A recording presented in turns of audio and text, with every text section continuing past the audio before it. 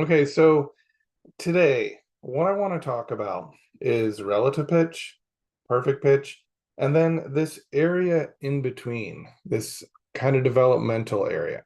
Now, I want to be very clear that as an adult, as far as I'm concerned, you can't develop the type of perfect pitch that you can develop when you're very young. And I'm talking about the before about the age of 6 is what a lot of the studies I've seen have suggested. But if you're younger than 6 years old, you can develop this almost supernatural ability to just hear notes on the piano. But that also comes with disadvantages, which I may get to if we have time. What I really want to talk about today is what perfect pitch can look like for an adult, maybe over the age of about 24. I think if you start training before 24, when it comes to perfect pitch, you have a greater ability to develop that skill. But even then, I don't think it's going to be as good as somebody who was born, started training in music early in life, and really developed it very strongly before the age of 6. What I have seen, which is sometimes confusing to people, is in the university, and it always surprises me when this happens, but you'll have students that will come in and they will not know that they have perfect pitch. And you have to sit there and wonder, how do you not know you have perfect pitch? Especially in the world we live in now, where there's so much information about everything, and there's almost too much information. But they don't really think too much about it because they think that it's just something that everybody can do. Or they think that, oh, well, maybe I just have a slightly better ear than you and you can develop it too. They don't really understand sometimes. Most of them do, but some of them don't really understand how perfect pitch is something that is actually pretty rare. And so you test them and you find out, yeah, this person really does have perfect pitch. Now, somebody born with perfect pitch, let's just talk a little bit about what they experience to a large degree that somebody who develops perfect pitch doesn't. Okay. And then I'll get into kind of these 7 steps. Now, I want to start by saying it's not that everybody with perfect pitch experiences it the same exact way. Just like you and I, if you're colorblind, you're going to see colors a little bit differently, but we all have actually a different ability to detect colors in the wild. I mean, we're not all going to view it the same exact way. Red is not going to be the same exact red for everyone, but we can all recognize red. It's kind of the same thing with the ear. We People with perfect pitch have varying abilities, even within that age group where they developed it before 6 years old. I've seen people with perfect pitch who can hone in on the exact pitch and frequency, A440, 440 cycles per second. They can sing that and they can sing it in tune. They can hear me play a note on the piano and they'll say, that is 10 cents flat without any external reference. And then there's a more common type of perfect pitch that I've seen where they'll come in and actually they can't sing in tune, but they're singing all the notes correctly. And because they're singing out of tune, if you're singing from like a C to an E, that E could border on an E flat, but they're still singing in the range of E.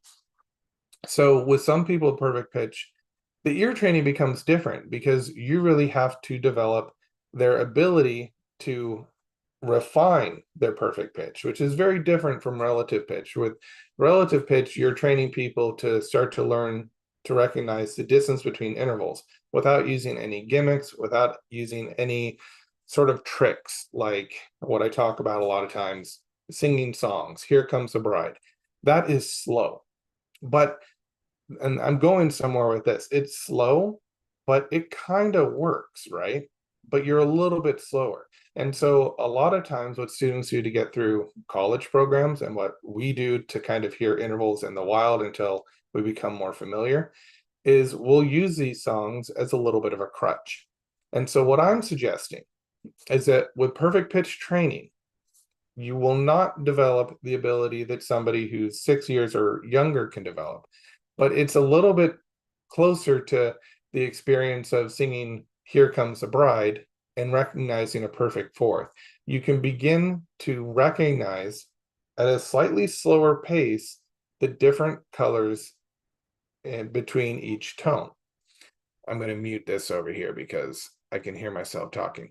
By the way, there is about a 1 minute delay in between when I talk and when you hear me talk. So if you post a question, I will answer it. So feel free to post questions. I may answer them at the end. It just depends on how it goes. But the idea here is that what I'm discovering more and more, I definitely discovered this when I was teaching in the university. Every semester, I had 25% approximately. It was generally about a quarter of my students. At first, it was just the first year. If they study with me for a year, by the end of the first year, they were starting to recognize the note C on the piano. And part of that was because of the exercises I did. I would do these daily routines and mirror exercises. They're still available on my website, somewhere hidden in there, but you can get them as part of the technique builder. They're these routines that we would just spend 10 minutes at the beginning of class every day doing. Now, my goal with those was not to develop any kind of perfect pitch. It was really to help with their singing ability and to address fundamentals. And so what these daily routines and mirror exercises do is they train scales and they train intervals. And we do it in 10 minutes at the beginning of class every day. It was a really effective way for me to kind of get the class settled in. And it just prevented me from having to say, okay, everyone, we're starting. Because I would just go to the piano and start playing. And I'd count them off, and then everybody would quiet down and we get to the discussion a lot faster that way. But it was also fundamental because what I realized was one of the things that ear training in college tends to lack is practice in a very methodical way. And so these routines would gradually increase in difficulty. They'd introduce 2 intervals at a time, but they'd always start on C. C was always the baseline. And so what happened was, because we started on C every day, and eventually what I do this little thing where I'd say, okay, everybody hum a C before we start. And collectively, the class would hum a C. I would sometimes test that by saying, okay, if you have perfect pitch, don't hum a C. Make sure you're not getting the pitch. And I'd have the class hum a C, and collectively we'd all tune into what that C was.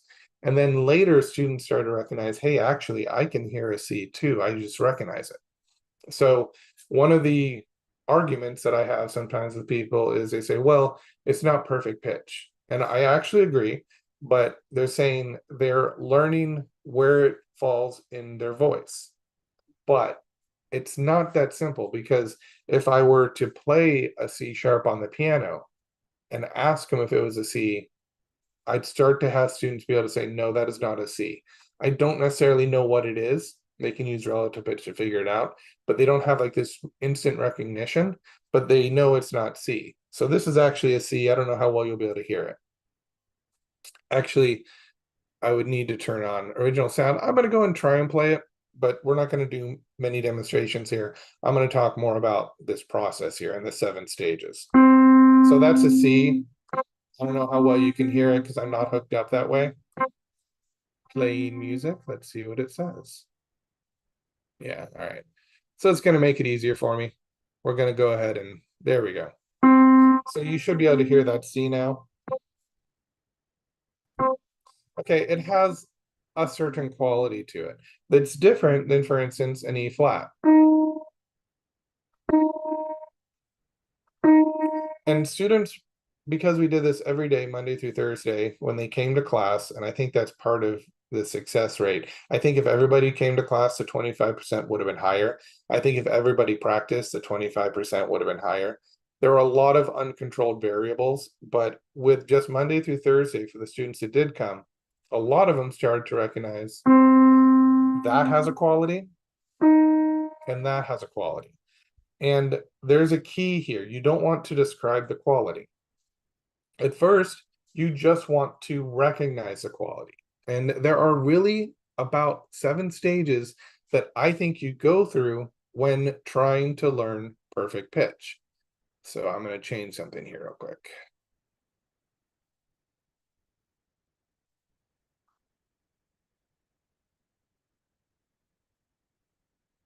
All right, well, the first step is really just detection. So that is number 1. We want to be able to detect. And this is simple. And most of us can do this, but we want to be able to determine high versus low. You can kind of sense whether a tone is generally high pitched or low pitched without naming any specific note. And this is more subtle than you would expect, because if I play this C here, and then I play an E, most of you can say the E's higher. A lot of you will be able to say that's a major third. But there's a trick here. When you're trying to develop perfect pitch, as we can develop it as an adult, and that's why I don't actually call it perfect pitch. I call it more like tone awareness, where you have a distinction. You can recognize subtle differences between each tone. That's different than perfect pitch, but it's kind of a lower form of perfect pitch, or a less developed form. But if you can recognize, okay, here's a C.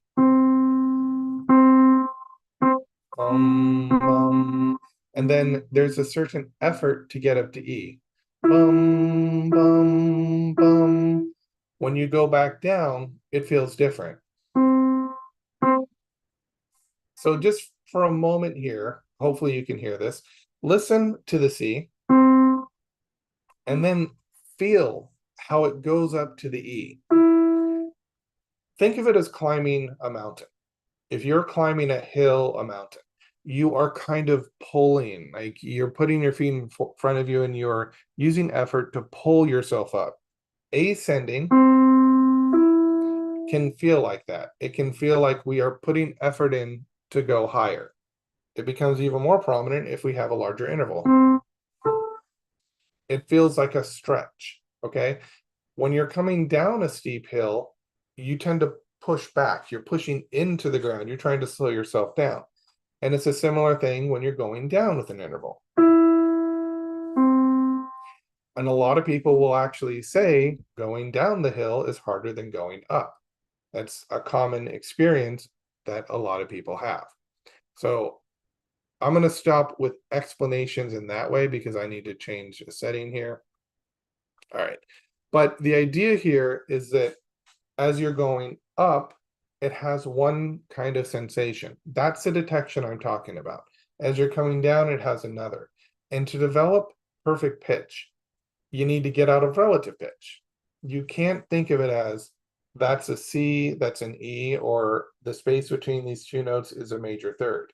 If you do it that way, you're just continuing to develop relative pitch. And this perfect pitch that we can develop as an adult is different. It's more subtle.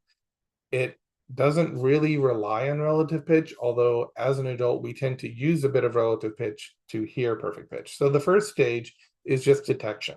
It's whether you can sense a note is high or low without naming any specific note or quality. And that's kind of what you have to do when developing this ability. You have to go back in time almost, and you have to say, I know nothing about music. What does it feel like to go up? What does it feel like to come down? Once you kind of develop that ability and you get this sense for what it sounds like to go higher and lower, the next stage I would call sort of a limited set identification. So you learn to pick out a pitch out of a small kind of menu of notes. So maybe C, D, or E. Okay, so here, this is still not perfect pitch. What you're doing is you are using relative pitch. But when I play C, D, or E, there's only 3 notes for you to figure out. Now, that is actually a quarter of the musical system, right? We have 12 pitches. So if you can identify 3, theoretically, you can identify 12. And it does become that easy. But what we're listening for here is not just can you hear the C, the D, and the E using relative pitch? Can you hear a subtle difference between the C and the D? Is there something subtle that changes between C and D? And this is why if you listen to these things on YouTube, listen to C for 12 hours to develop perfect pitch. That's going to do nothing other than waste 12 hours. And it's not going to burn the memory of the image into your mind. I mean, I don't know really what the goal with things like that is, because it doesn't really develop perfect pitch. It could if you listen to C for 12 hours and you're trying to hear it from different dimensions, but without comparison, you're not hearing what makes C different from D. And even if you do this thing where compare C and D for 12 hours, that's not really that beneficial either, because now you're oversaturating the brain. After a while, it just becomes passive. You don't even know what you're listening to. So you need short exercises, and I think no more than 40 minutes. And you need to do it in a particular environment. You need to do it in a way where there's actually a little bit of distraction in the background. So in my course, my composing hour inner ear training course, what I do is there's actually bird sound and water sounds in the background. And what that does is, what the students that are taking it have noticed is they actually forget those sounds are there. They tune them out. And that's important, because when you're tuning out that extraneous sound, tuning out the distractions, that means your focus is high. In my book, that means your focus is high. And you're really focusing in on what matters, the notes that we're dealing with. So this is kind of stage 2, where we're trying to identify C, D, and E, not by location, not by where they are in the staff system, but by some subtle difference in sound. And I'm going to describe things right now, but this is an early level stage where we can use descriptions a little bit just to understand the concept. So if I play a C, a lot of people, if you have an instrument, go ahead and play a C on your instrument. It doesn't really matter if it's transposed or not, you'll still hear differences. But if you can play concert C, that'd be better. So play a concert C. You might notice it sounds a little bit dull. But if you play it by itself, who knows what it sounds like? I don't know. It sounds like a C. It sounds like a note in the air. Now, if you go and play a D, you play a D now. You can compare them and you can say, okay, the C sounds a little bit clear, is what a lot of people say, or it sounds a little bit dull. The D sounds a little bit sunken in. It sounds a little bit depressed, but maybe there's more energy in the middle or something like that. You might be able to describe it this way. And then you hear the E, and you can say, okay, the E feels brighter. That's very common for people to say E feels bright, you know? So every tone can actually be described this way, but that's very unhelpful if you're trying to develop what I'm going to call tone awareness, not perfect pitch, because I'm never going to tell you, unless unless I develop a program where I can hear it and you can hear it, and I'm having success with students hearing it. If I play 12 tones on the piano and you can identify every single one just like that, you just know what they are, I'm not going to be doing that, because I don't think you can develop that later in life. I think that's something you have to develop very young. But there's this idea that we can hear, and I know this from my own experience, you can hear subtle differences between the notes. Now, does that mean that if I go and play a D on the piano, I'm going to be sitting over here and say, you just played a D? Not necessarily, because we need comparisons and it's slow.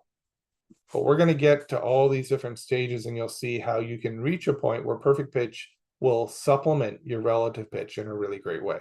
So right now we're only on stage 2. But before we go a little bit deeper, I just maybe want to give you sort of an example to think about.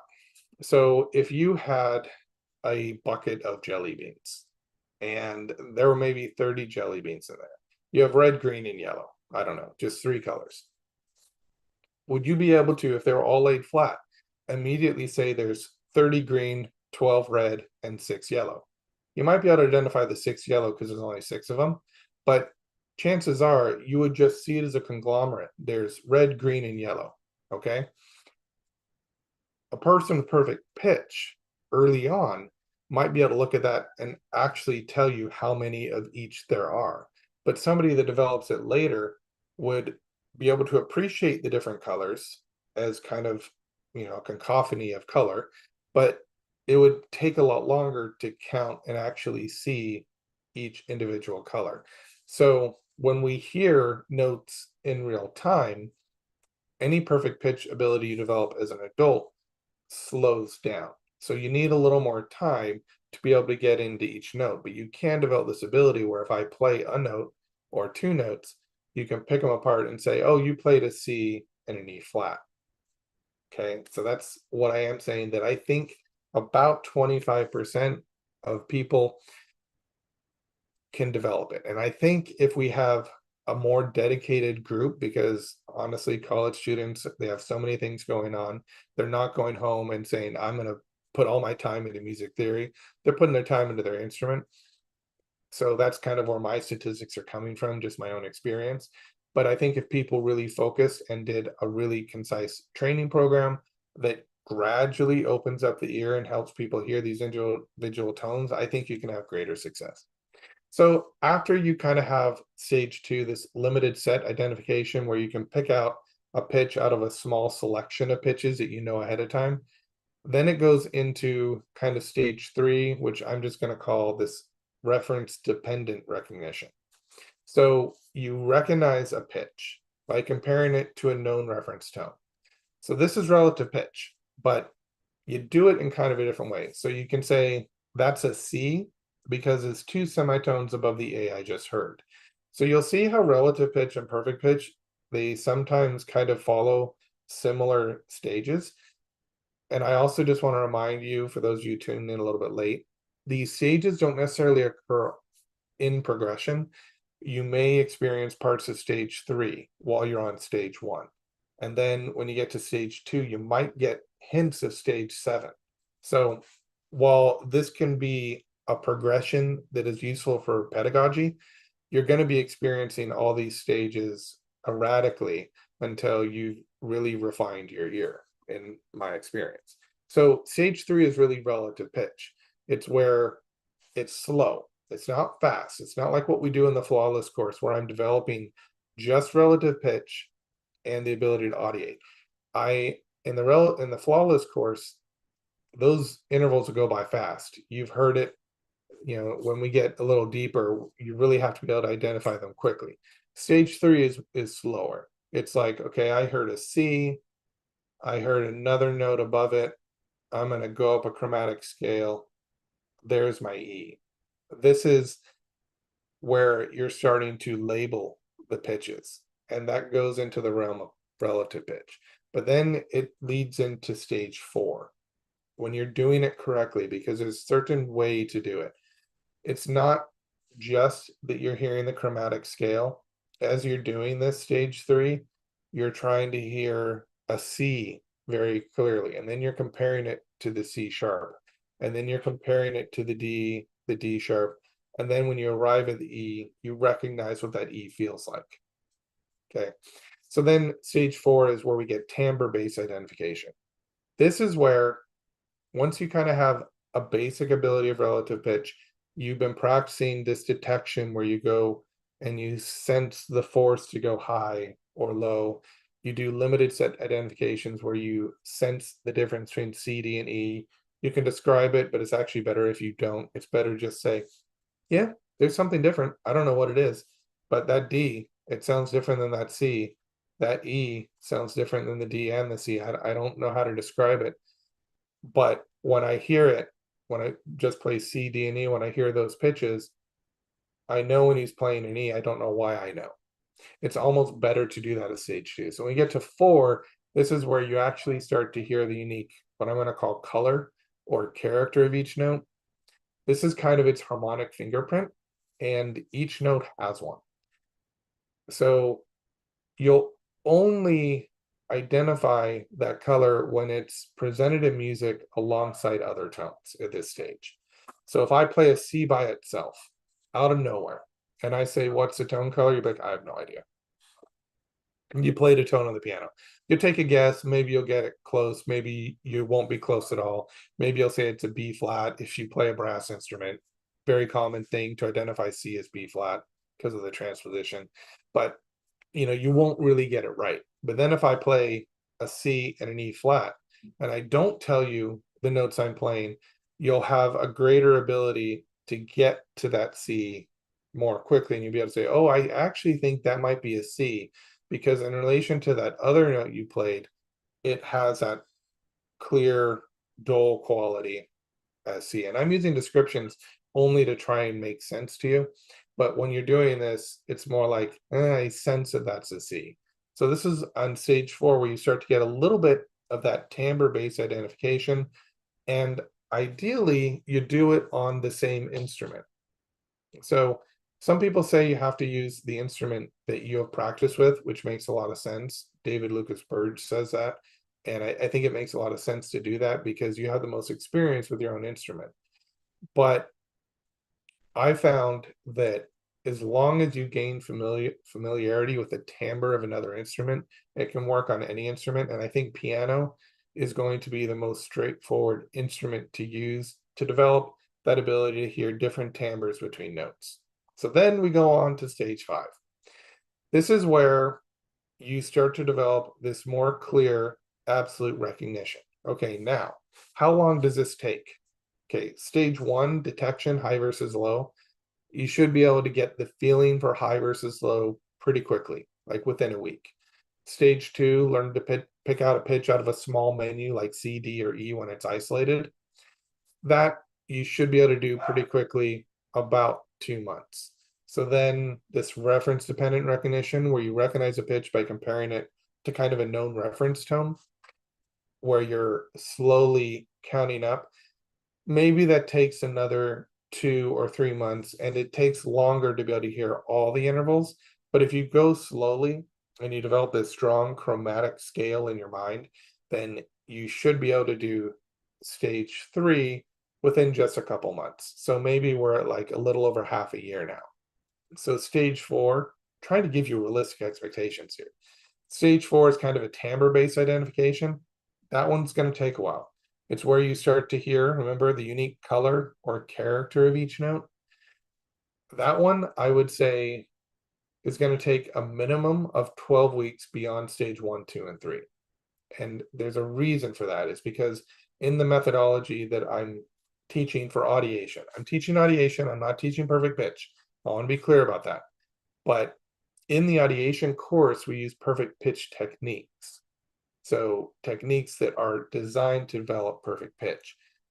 But again, I find only about 25% actually get perfect pitch. So I just have to be honest. I don't think I'll ever offer a course where I say you will develop perfect pitch. But in this course, you get through the first 4 weeks, and then there's kind of a 12-week sequence where you start to develop timbre-based identification. So that's stage 4. And that takes 12 weeks, but really it continues after that, because remember, all these stages overlap a little bit. So while you're continuing to refine and develop that timbre-based identification, you're working on stage 5, which is clear absolute recognition. So you can name these isolated pitches on hearing them. I play a C, you're like, that's a C.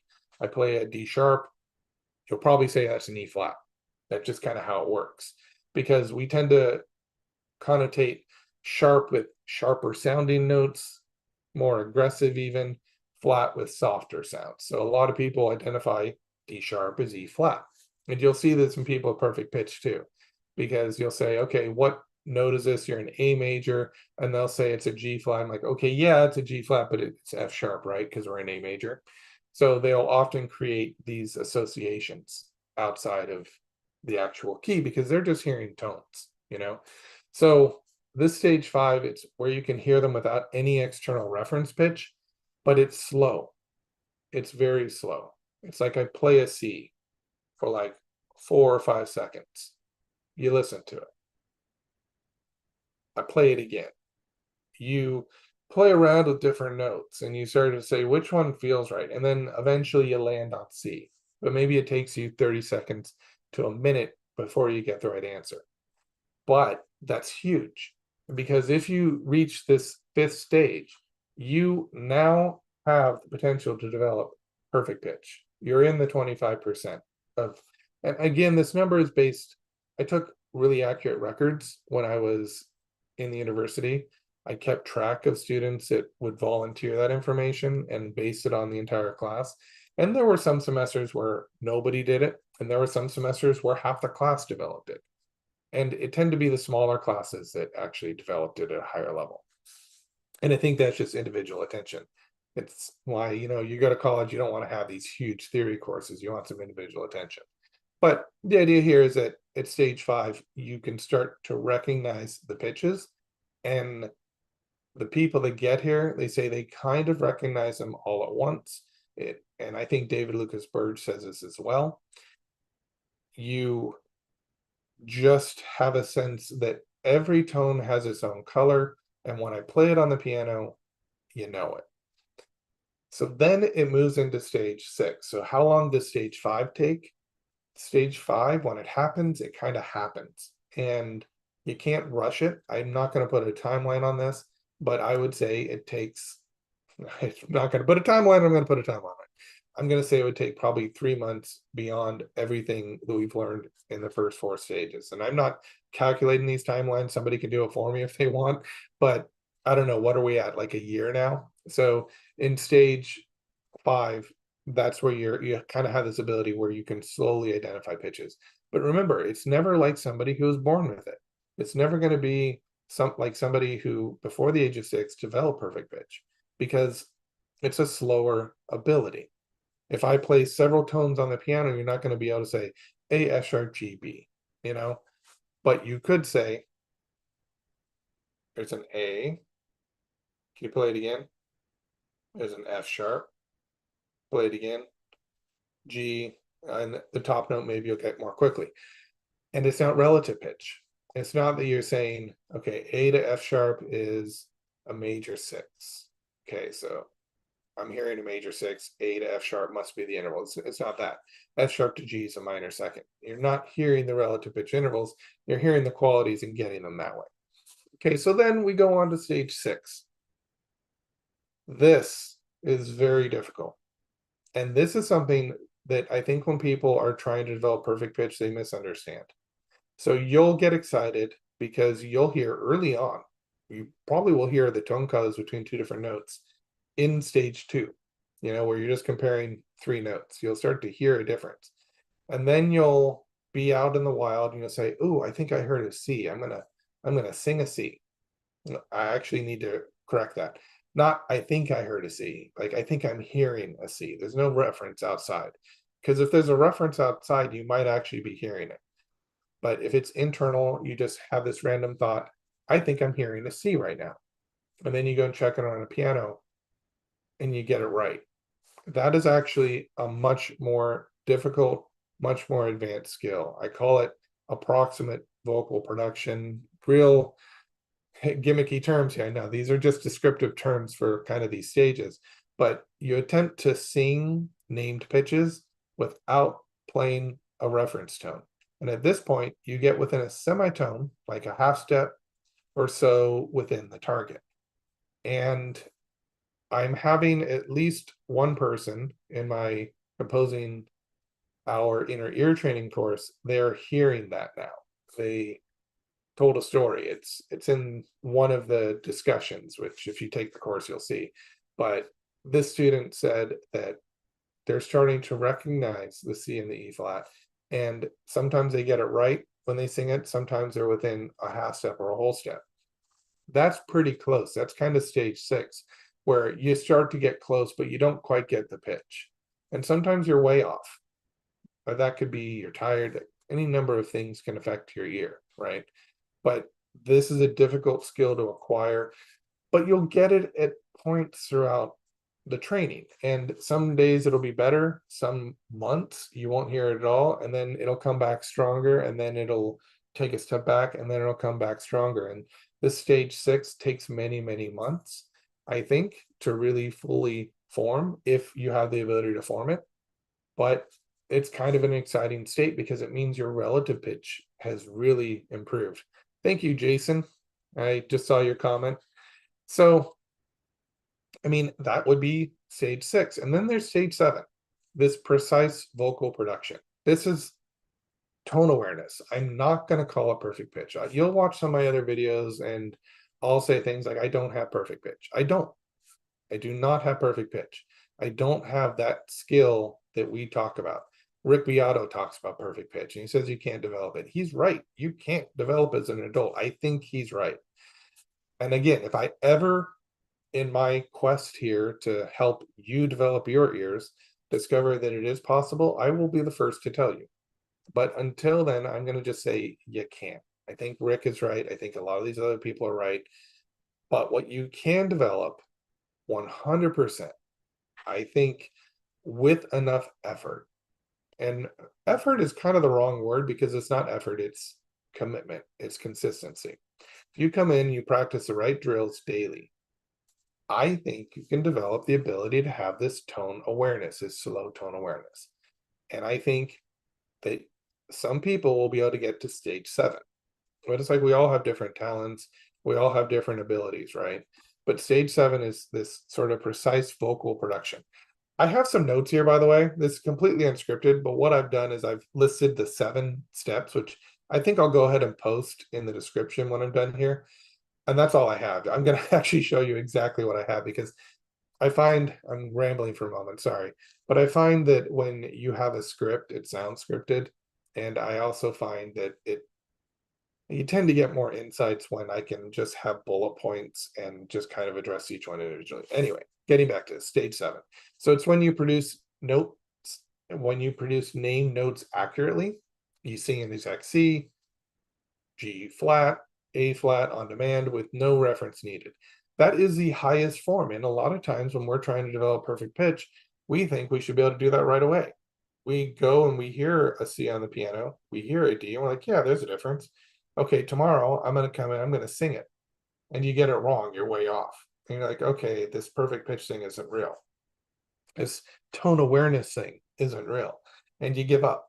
And I don't think it's just because you gave up because you didn't really understand that you were starting to culture something, you were starting to develop something, something was starting to kind of grow in your brain to hear these pitches, but you expected it to be at stage 7 when you're only at stage 2 or 3, and you need more time. So here's the thing. Do I think perfect pitch is useful? No, I don't. But in my composing hour course, the inner ear training course, it's kind of my premier course right now. It's weekly lessons where you download an audio file and it ends up becoming part of an album. It's a 3-year course. And in year 1, we just focus on developing tone awareness and audiation skills. Now, tone awareness is not a requirement. I don't come out and say, this is what this course is about. It is an audiation course. But in the process, and to teach audiation, what we do is we hear a tone and we take it internally. And we try and make that tone clearer and clearer.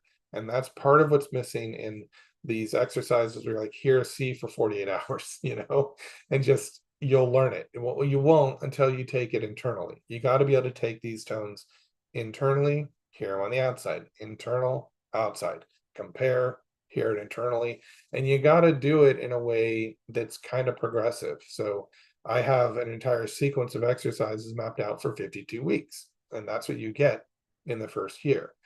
And once you develop this ability to audiate, if you've developed tone awareness, where you can take a second and find an E within an external pitch, year 2 is easier, but it's not required because you've still developed audiation. I am confident that just about anybody can develop audiation skills. I've never met someone that can't, except there was one girl in college when I was an undergraduate, and she said she couldn't hear anything in her head. Like she didn't even have an inner monologue. So she viewed things in pictures. And I thought that was interesting. And I later talked about it and she's like, yeah, it doesn't really affect things. I view things in images. And so she had trouble hearing music internally. And even with her though, by the end of the first semester of sight singing, that got better because the instructor worked with her on it. So I think anybody can learn to audiate. That's just my take on that. So after year 1, once you've learned this audiation skill, and if you've developed tone awareness, great. If not, who cares? Doesn't matter. You go on to year 2, and that is where we start hearing multiple independent lines through Counterpoint. So I actually teach you Counterpoint, and you never have to pick up a piece of paper. You never have to write anything down. You literally just sit there. You download the audio files once a week. They go to your phone. They go into an album. It'll say year 1 composing hour or something like that. And you just press play. And you'll learn Counterpoint this way because we've developed a foundation where now you can visualize a musical score in your mind. And with relative pitch, because you're also working on the flawless course as you do this, with relative pitch, you're able to hear the very basic intervals, the slow moving intervals in Counterpoint. When we talk about Counterpoint, first species is a 1-to-1 relationship, one whole note with another whole note below it. You take a moment after a year of audiation, you'll be able to hear that first interval clearly. And then you go on to the next one and the next one, and it's all whole notes. Then you get to second species. We're now dealing with half notes. So 2 notes to every whole note. So now you're hearing a 2-to-1 relationship. And then we go to a 4-to-1 relationship, and then we do suspensions, and then we put it all together. And you've actually discovered the principles of voice leading and counterpoint without ever touching the paper. So this is what I've discovered. When I left the university, I had all these courses that I taught and all these PowerPoint lectures and all these materials. And I said, you know what? It was always my plan, because I knew eventually the university job wouldn't be there. I was a visiting assistant professor. I kind of thought actually it would continue, because the first year I got promoted and they said it was a 1 semester deal. So I was like, that's great. I'll take the pay raise for a year and, I'll help out while we're looking for someone new. And then it turned into a year, and then turned into 2 years. And the second year was more official. They actually approved everything, went through the whole process. And so at that point, I was still in the back of my mind, well, this could fall out from under me, but I am now a full professor. I'm going to faculty meetings, I'm participating in that way. And so I kind of thought it could continue. But in the back of my mind, I was always thinking, I'm teaching some really useful content here. I'm teaching everything from the undergraduate music theory and ear training to graduate level Schenkerian analysis and 20th century techniques. And these are all materials I'm creating on my own. And so I have these massive courses where I am now imposing, kind of infusing them with how I want to teach them if I could do it on my own. So I'm making them more geared towards people who want to understand composition and people who want to audiate, but they're basically my university courses. The problem with that is, if anybody's taken a college class, you know that for every credit hour, so if you take a 3-credit course, you're supposed to spend approximately 3 hours a week outside that class for every credit hour you take. So these courses are intensive, and to get through them, each course really requires about 10 to 14 hours a week. And that is not practical for a working musician or for most people. But I wanted to get that information out there. I wanted to get it while it was fresh, while I still had kind of like that teaching ability, or I'd been teaching these courses for 8 years every semester. So each course I taught kind of a minimum of 16 times in some cases, sometimes more because we have summer classes too, but it was a lot. I figured out I taught 74 classes in 8 years. I taught over 1,400 enrollments. That's not students, but it's 1,400 enrollments, because I don't actually know how many students. So it was a lot, and it was a lot of practice. And so if you go to my website, UreMusic.com, you're going to see all these courses there. Those are my university courses. But what I'm doing now is this Composing Hour Inner Ear training course. It is my course for the musician.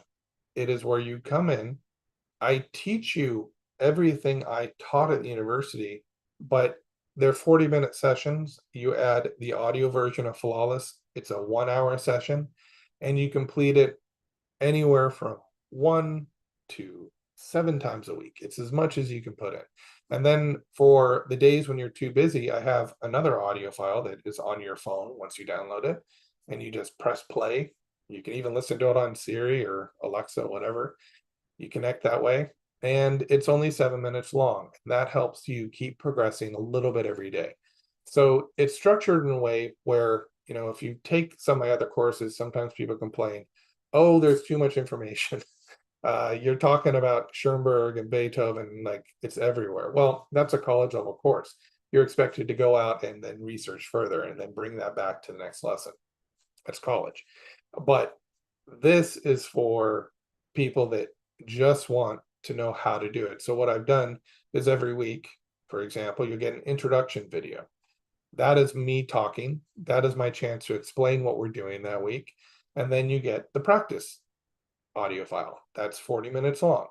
That is 40 minutes of do this, audiate. I give you time. You just do it in real time. You could even do it in your car, but don't close your eyes. And you just complete the audio file. And then on days when you're too busy, you do the 7-minute little short version just to get through it. And then as you go deeper in the course, there's actually, you can stop at the 10-minute point for the 40-minute file, or you can do the 7 minutes. So you can kind of tailor what you have time for. And you just keep going week by week, keep developing. So my point with all this was a lot of my courses are academic.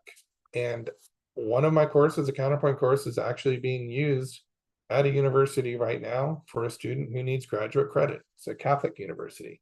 And that actually makes a lot of sense. 16th century counterpoint, Renaissance counterpoint, it's founded on the church. So those courses are serving their purpose.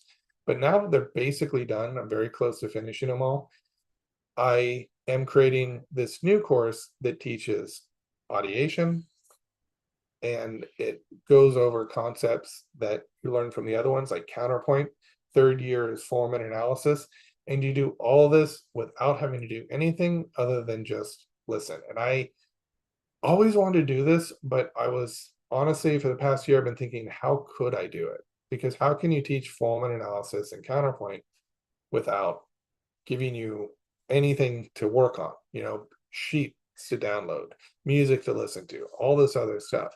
And I realized you develop the skill. You develop the skill of audiation, and then I can walk you through what a period sounds like, how a period is made up. You can start to identify things like the basic idea. You can identify cadences. You can identify all this because we've developed a strong audiation skill and visualization. So you got to be able to visualize the staff system. So we work on that a lot. And then we go into year 2 and 3, and it's going to be really exciting. So the idea here, if I were to summarize everything, is that perfect pitch, if you're over the age of 6, if you're under 6, you're probably not understanding what I'm saying anyway. But if you're over the age of 6, probably not going to develop that natural perfect pitch, which, like Rick Beato's kid, I mean, that's just an incredible level. You got to be younger than 6 to develop that, I think. Again, if I change my mind, I'll let you know. But for tone awareness, this ability to say, that's a C, sing it, you play it on the piano, and it's accurate, that can be developed. I've seen that it can be developed. And there's a certain pathway, it's just consistency. If you can devote yourself to, a few minutes every day, and you know how to kind of organize the drills, you can develop this ability. So I'm going to leave it at that today. And we're going to do another session next Wednesday. I am this work today. So I think I finally figured out how to schedule live streams. So you'll be able to go and check when the next live stream is going to occur, and I will be there. So I am going to try and do it. They'll be on Wednesdays. They're always going to be on Wednesdays, and they'll start sometime between 10:30 and 1. At 1 o'clock, I usually have to record other things. So at 10:30, that's generally when I want to start these. So you can kind of get an idea of when I'll be here. As things develop, I'm going to have a more consistent schedule, but at least you'll be able to see for the next week when the next live stream will be. So I hope this is helpful. I hope you continue to develop your ears. I want you to know that it's consistency. Don't get frustrated. You can get frustrated, but don't let it stop you. Don't say it's too hard, I'm going to quit. It's not like that. You simply come in each day, you do ear training. I don't even care if it's my flawless course or any of my audiation courses. Pick an ear training program you like, one that's fun for you. If you need a gamified version, Tone Gym or something like that, go use that. They have exercises. Just work daily. And eventually, something like Tone Gym, you may find, okay, well, it got me to a certain level. I want more now. So you seek out another program that is in line with where you are currently. And you just stay consistent with it. And this is very important. Ear training should be done and put aside. Do it in the morning if you can, and then forget about it for the rest of the day. What you really need to be doing, in addition to ear training, is listening to music, composing if you're a composer, or perform if you're a performer. That is what's going to put your ear training into practice. If you just do ear training, you will develop your ear, but it'll be slower than if you're not trying to play an instrument. Okay, so that's a really important distinction there. And I hope all of you continue to develop your ears. I'm here to help you with any questions you might have. Just watch some of these videos, leave a comment. If you think you know someone that might benefit from something I'm talking about here, let them know about it. That helps me, and then I can help you more. And, just keep going. And I'll see you next week. There'll be another video posted on Friday. I post kind of like asynchronous videos on Monday and Friday. I post shorts that talk about those videos throughout the week, but my main schedule is Monday, Wednesday, Friday. So I hope this was helpful, and I'll see you next time. If anybody has any questions, since there is a minute delay, I'm going to stick around for about another 5 minutes, and I'll check the chat. Oh, it's set to top chat. So let's see. And if I see any other comments, I'll go ahead and type. All right. We'll see you next time. Thank you.